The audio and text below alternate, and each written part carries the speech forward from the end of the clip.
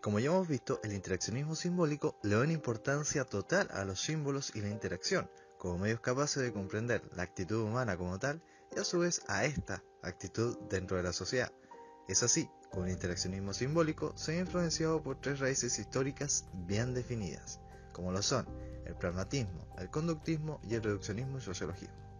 El pragmatismo nos dice que el único medio para juzgar la verdad de una doctrina moral, social, religiosa o científica consiste en razonar sobre sus efectos prácticos. Para los pragmáticos, la verdadera realidad no existe fuera del mundo real, se crea activamente a medida que actuamos dentro y hacia el mundo. Las personas recuerdan y basan su conocimiento del mundo sobre lo que se ha demostrado útil para ellas. Las personas definen los objetos físicos y sociales con los que tienen relación en el mundo de acuerdo con su utilidad para estas. Luego encontramos el conductismo, que es la observación del comportamiento o conducta del ser que se estudia y que el mismo se explica como un conjunto de relaciones entre estímulos y respuestas. Mead desarrolla un conductismo social, reconocía la importancia de la conducta observable, pero también creía que había aspectos encubiertos de la conducta ignorados por los conductistas radicales. Mead intentó extender la ciencia empírica del conductismo a ellos, es decir, a lo que ocurre entre el estímulo y la respuesta. Finalmente, encontramos el reduccionismo y el sociologismo. El reduccionismo se entiende como la tendencia a simplificar en demasía el comportamiento humano, y el sociologismo, por otra parte, es esa tendencia a dar importancia extrema a los hechos sociales. Blammer, quien era un sociólogo de la Escuela de Chicago e influenciado por las obras de Mead, creía que el interaccionismo simbólico batallaba en dos frentes.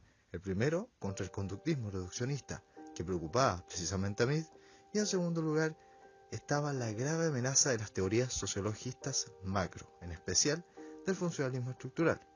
En suma, Blammer se oponía a toda teoría sociológica o psicológica que ignora el proceso por el que los actores construían el significado, el hecho de que los actores tienen self y de que se relacionan consigo mismos.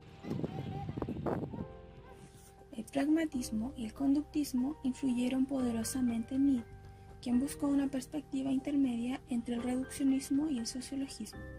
La prioridad de lo social. Mead dio siempre prioridad al mundo social para entender a la experiencia social. Para Mead, el todo social precede a la mente individual lógica y temporalmente.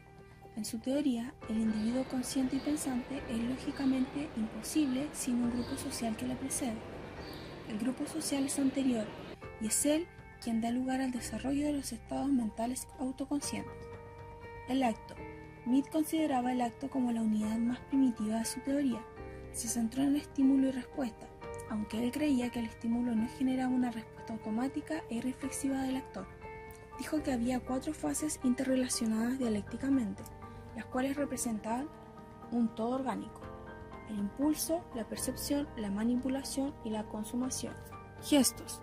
El gesto es el mecanismo básico del acto social en particular y del proceso social en general. Tanto los animales inferiores como los humanos hacen gestos que generan la reacción del otro. Por ejemplo, 2 perros. Si uno de ellos está dispuesto a atacar, influirá en la posición o actitud del otro perro. Por otro lado, el gesto vocal es algo muy importante para mí, ya que es el medio para la organización social de la sociedad humana. Símbolos significativos. Son algo propio de los humanos y no de los animales inferiores. Los gestos se convierten en símbolos significativos cuando provocan en los emisores una muy parecida respuesta de la que generan en los receptores. Por ejemplo, decir la palabra gato genera la misma imagen mental tanto en el emisor como en el receptor. El pensamiento humano solo es posible mediante los símbolos significativos. Procesos mentales sin mente. Pensaba más en términos de procesos que de estructuras y contenidos. A menudo ha sido etiquetado como filósofo de los procesos. Inteligencia. Mead la consideraba ajena a los procesos mentales, más bien la definió como la adaptación mutua de los actos de los organismos. Los animales poseen inteligencia irracional, mientras que los humanos poseen razón. Es esta la que los lleva a identificar en sí mismos los caracteres que provocan ciertas reacciones, es decir, los humanos hablan consigo mismos.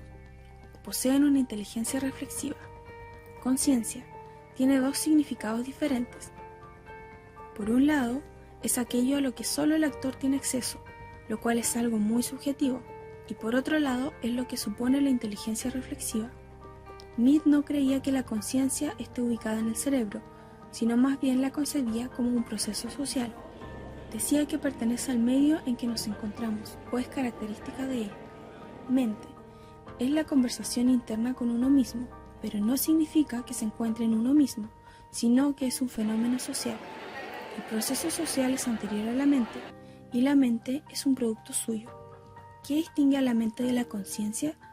Provocar en sí la reacción de la comunidad como un todo, es decir, es la capacidad de responder al conjunto y poner en marcha una respuesta organizada. El self es la capacidad de considerarse a uno mismo como objeto, es decir, ser sujeto y objeto al mismo tiempo. No se puede separar la mente de la persona, ni al revés, porque la persona es un proceso mental, pero al mismo tiempo es un proceso social. Mead no ubica el self en la conciencia, sino en la experiencia social y los procesos mentales. Asimismo, a la capacidad de ponernos en el lugar del otro, le sumó la idea de que la gente es capaz de examinarse a sí misma, al igual que lo hace con los demás. Desarrollo infantil. Aquí, Mead identificó dos etapas. La primera etapa es la etapa del juego, donde aprenden a adoptar las actitudes de otros. Y la segunda es la etapa del deporte, donde el niño es capaz de adoptar la función de todos los que están presentes en la práctica deportiva. Es aquí donde los niños comienzan a determinar qué harán dentro de un grupo específico y ser capaces de funcionar en grupos organizados. Otro generalizado. La medida en la que adopte las actitudes del grupo social organizado al cual pertenece determinará si se desarrolla o no como persona completa.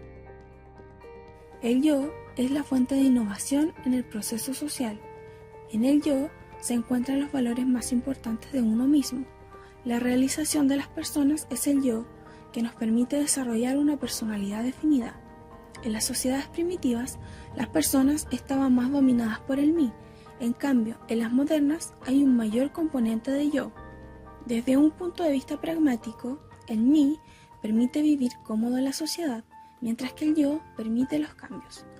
Ambos forman un proceso social en su conjunto que permite a los individuos y a la sociedad que funcione correctamente. Sociedad es el proceso social que precede tanto a la mente como a la persona. Mead aportó la idea de la institución como la respuesta común en la comunidad o como los hábitos vitales de la comunidad.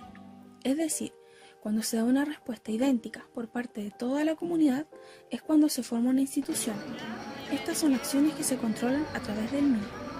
Por otro lado, la educación es el proceso mediante el cual se interiorizan los hábitos comunes de la comunidad. También identificó ciertas instituciones que funcionan como obstáculo para la individualidad, como la Iglesia. Su concepción era que las instituciones sociales oprimen a los individuos a la misma vez que los capacita para ser creativos. Mead habla de la sociedad como un proceso social que precede tanto a la mente como al self, o en otro nivel, como un conjunto organizado de respuestas que adopta el individuo en la forma de mí. Esto quiere decir que los individuos llevan en torno a ellos la sociedad, permitiéndoles controlarse a través de la autocrítica. También ofrece ideas sobre las instituciones sociales. Define institución como la respuesta común de la comunidad o los hábitos vitales de la comunidad. Para formar una institución, afirma que en determinadas circunstancias toda la comunidad produce una reacción idéntica, actuándose el individuo, siendo estas actitudes las que controlan nuestras acciones. Por otra parte, define la educación como un proceso mediante el cual los hábitos comunes de la comunidad se internalizan dentro del actor, logrando que las personas puedan tener self y constituirse como miembros de la comunidad. En una concepción moderna, para mí, las instituciones deberían definir lo que las personas han de hacer solo en un sentido amplio y general, y dejar que la individualidad y la creatividad se desarrollen libremente. Principios básicos del interaccionismo simbólico. No resulta fácil describir en términos generales la teoría porque, como Paul Rock señala, presenta una ambigüedad deliberadamente construida y se resiste a la sistematización. Algunos interaccionistas simbólicos como Blumer, Manis Meltzer y Rose se esforzaron por enumerar los principios básicos de la teoría, que son las siguientes. A diferencia de los animales inferiores, los seres humanos están dotados de capacidad de pensamiento. La capacidad de pensamiento está modelada por la interacción social. En la interacción social, las personas aprenden los significados y los símbolos que les permiten ejercer su capacidad de pensamiento instintivamente humana. Los significados y los símbolos permiten a las personas actuar e interactuar de una manera instintivamente humana. Las personas son capaces de modificar o alterar los significados y los símbolos que usan en la acción y la interacción sobre la base de su interpretación de la situación. Las personas son capaces de introducir estas modificaciones y alteraciones debido, en parte, a su capacidad para interactuar consigo mismas, lo que les permite examinar los posibles cursos de acción y valorar sus ventajas y desventajas relativas para luego elegir uno. Las pautas entretejidas de acción e interacción constituyen los grupos y las sociedades. La obra de Erving Goffman, Presentation of Self in Everyday Life, la presentación de la persona en la vida cotidiana de Erving Goffman, uno de los interaccionistas simbólicos más interesantes. La concepción de Goffman del self se deriva de su enfoque dramatúrgico. Para Goffman, como para Mead y para la mayoría de los interaccionistas simbólicos, el self no es algo orgánico que tenga una ubicación específica. Al analizar el self, nos desprendemos pues de su poseedor, de la persona que más aprovechará o perderá con ello, porque él y su cuerpo proporcionan simplemente la percha sobre la cual colgará durante cierto tiempo algo fabricado en colaboración, y los medios para producir y mantener los self no se encuentran dentro de la percha. Principios metodológicos. El interaccionismo simbólico no solo cuenta con principios teóricos, sino que también incluye una serie de principios metodológicos. Bloomer sobre los métodos. Bloomer sentía un gran respeto por las dificultades que plantea el estudio de la acción y la interacción en el mundo real. A menudo hablaba del carácter obstinado que presentaba.